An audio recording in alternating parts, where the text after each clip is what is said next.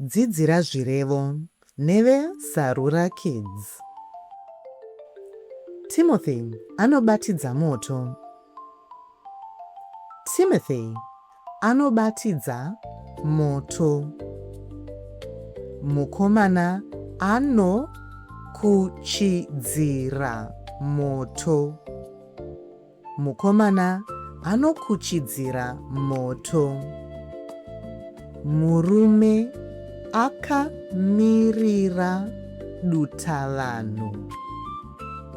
Murume akamirira dutavanhu. Musikana ari kusarudza hembe. Musikana ari kusarudza hembe. Samero ari kumuka kubva kuhope.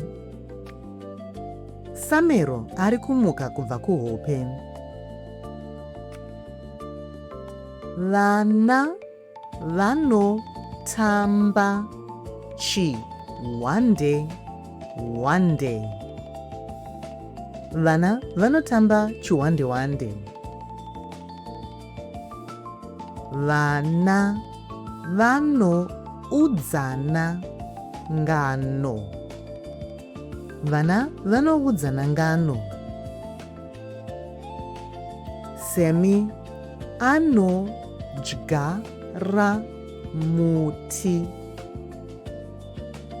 Semi anodyara muti.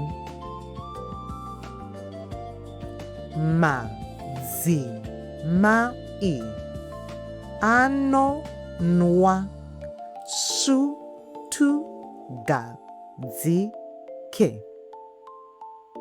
Madzimai anonwa svutugadzike. Baba vanokwazisa muvakidzani. Baba vanokwazisa muvakidzani. Want to learn more Shona language sentences? Then sign up, like and subscribe to Sarura Kids YouTube channel today.